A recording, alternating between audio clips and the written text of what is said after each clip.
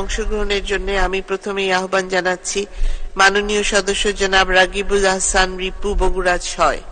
আপনার সময় ৫ মিনিট।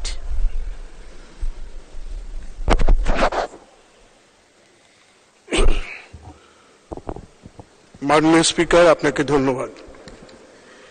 হাজার বছর ধরে বাংলার মায়েরা, এদেশের ঐশ্বর্য স্পর্শা কুলবধূরা দুহাত তুলে খোদার কাছে, ভগবানের কাছে প্রার্থনা করেছে, হে খোদা, তুমি আমাদেরকে একটি সন্তান দাও, যে সন্তান হাজার বছরের পরাধীনতার শিকল ভেঙে আমাদের মুক্ত করবে, অন্ধকার থেকে আলোয় আনবে। হাজার বছরের সেই তপস্যার সন্তান হলেন আমাদের মহান শিক্ষক, জাতির জনক বঙ্গবন্ধু শেখ মুজিবুর রহমান। এই পবিত্র সংসদে দাঁড়িয়ে গভীর শ্রদ্ধার সাথে তাকে স্মরণ করছি যারা আমাদের স্বাধীনতা আনতে গিয়ে বুকের রক্ত দিয়েছেন, সেই ৩০ লক্ষ শহীদ ভাইকে। আমি গভীর শ্রদ্ধার সঙ্গে স্মরণ করছি আমাদের ইতিহাসের এক অনন্য অসাধারণ নারী, যিনি সবসময় বঙ্গবন্ধুর জাতি রাষ্ট্র প্রতিষ্ঠার সংগ্রামকে সব সংকট এবং ষড়যন্ত্র সাহসের সাথে মোকাবিলা করে সেই আন্দোলনকে সফল করেছিলেন। ইতিহাসের আড়ালে থাকা সেই মহিষী নারী বেগম ফজিলাতুন্নেসা মুজিবকে আমি গভীর শ্রদ্ধার সাথে স্মরণ করছি। জেলখানায় জাতীয় ৪ নেতাকে আমি স্মরণ করছি। 15ই আগস্টে নিহত সকল শহীদদের আমি স্মরণ করছি এবং বিশেষ গভীর বেদনার সাথে আমি স্মরণ করছি এই সংসদের একজন সদস্য 1975 সালের 7ই নভেম্বরে তথাকথিত সেনা অভ্যুত্থানে নিখোঁজ হয়েছিলেন, মোস্তাফিজুর রহমান পটল। তাকে আমি গভীর শ্রদ্ধার সাথে স্মরণ করছি। মাননীয় স্পিকার, মহামান্য রাষ্ট্রপতি আমাদের রাষ্ট্রের এবং সরকারের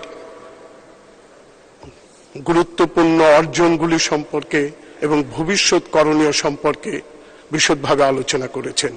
আমি তার জন্য মহামান্য রাষ্ট্রপতি এবং মাননীয় প্রধানমন্ত্রীকে আমি ধন্যবাদ জানাচ্ছি।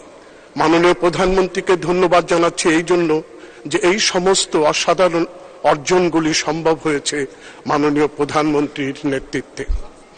মাননীয় স্পিকার, আমাদের মাননীয় প্রধানমন্ত্রী বাংলাদেশের প্রতি ইঞ্চি মাটিকে তিনি চেনেন এবং জানেন। আমাদের বগুড়াকেও উনি আমাদের চেয়ে বেশি চেনেন। এই গত 11 মাসে বগুড়ায় নানা ধরনের উন্নয়ন কাজ হয়েছে, যে কাজগুলো বাস্তবায়িত হলে বগুড়ার মানুষ চিরজীবন মাননীয় প্রধানমন্ত্রীকে মনে রাখবে। এই পার্লামেন্টে একসময় বিএনপির নেতারা বলেছিল বগুড়া সিরাজগঞ্জ রাস্তা কখনো নির্মিত হবে না, বিশ্বব্যাংক টাকা দিবে না, কিন্তু মাননীয় প্রধানমন্ত্রী বগুড়া সিরাজগঞ্জ রাস্তা নির্মাণ করে প্রমাণ করে দিয়েছেন যে তিনি সব সম্ভবকে সম্ভব করতে পারেন। আজকে শুধু বগুড়া নয়, আজকে নওগাঁ, আজকে জয়পুরহাট, গাইবান্ধা, এই প্রতিটি অঞ্চলের মানুষ এই রেলের সুযোগ সুবিধা পাবে। তার জন্য আমি বগুড়াবাসীর পক্ষ থেকে মাননীয় প্রধানমন্ত্রীকে আমি ধন্যবাদ জানাচ্ছি। মাননীয় স্পিকার, মাননীয় প্রধানমন্ত্রী বর্তমান বিশ্বের সবচেয়ে সাহসী নেত্রী এবং পৃথিবীর অন্যতম সততা সম্পন্ন রাজনীতিক। উনি আমাদের গণতন্ত্র উন্নয়নের মানস কন্যা।